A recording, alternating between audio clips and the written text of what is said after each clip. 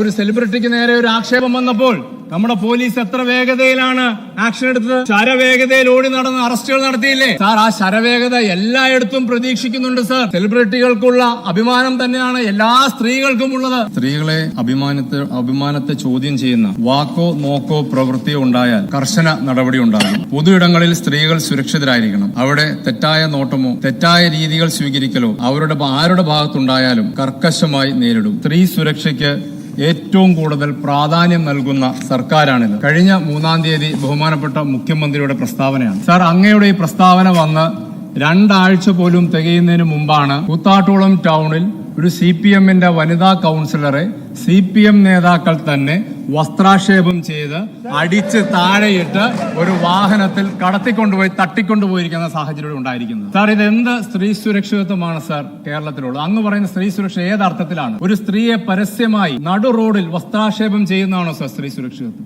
അവിടെ കാല് വെട്ടിയെടുക്കുമെന്ന് പറയുന്നതാണോ സാർ സ്ത്രീ സുരക്ഷിതത്വം? അവർക്ക് നേരെ കൊലവിളി നടത്തുന്നതാണോ സാർ സ്ത്രീ സുരക്ഷിതത്വം? പോലീസ് നോക്കി നിൽക്കെ അവരെ വാഹനത്തിൽ തട്ടിക്കൊണ്ടു പോകുമ്പോൾ എവിടെയാണ് സാർ അങ്ങ് പറയുന്ന സ്ത്രീ സുരക്ഷിതത്വം ഈ കേരളത്തിലുള്ളത്? നടന്ന അവിടുത്തെ രാഷ്ട്രീയം മാറ്റിവെക്ക്, അവിടുത്തെ അവിശ്വാസ പ്രമേയ ചർച്ച മാറ്റിവെക്ക്, അവർ കൗൺസിലറാന്നുള്ള പദവി മാറ്റിവെക്ക്. ഒരു വിധവയായ സ്ത്രീ, ഒരു അമ്മ, അവർക്ക് നഗരമധ്യത്തിൽ പൊതുജന മധ്യത്തിൽ വസ്ത്രാക്ഷേപത്തിന് വിധേയമായ വേണ്ടി വരുന്ന ദുരവസ്ഥയാണോ സാർ ഈ കേരളത്തിൽ ഉണ്ടാവേണ്ടത്? ഇത് കൗരവസഭയിൽ പണ്ടുണ്ടായപ്പോൾ അന്ന് ദുശാസനന്മാരായിരുന്നു. ഇന്ന് ഈ കാര്യം സംസാരിക്കുമ്പോൾ നിങ്ങൾ ബഹളം ഉണ്ടാക്കുമ്പോൾ നിങ്ങൾ ചരിത്രത്തിൽ അഭിനവ ദുശാസന്മാരായി മാറും. മറക്കണ്ട. പ്രതികളാക്കിയിരിക്കുന്നത് പാർട്ടി നേതാക്കന്മാരെയാണ്. ഞാൻ പറഞ്ഞാൽ എന്താ ബഹളം ഉണ്ടാക്കുന്നത്?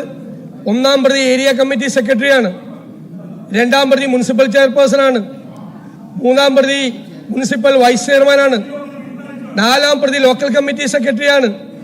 എന്താണ് ആക്ഷേപം എഴുതിയിരിക്കുന്നത്?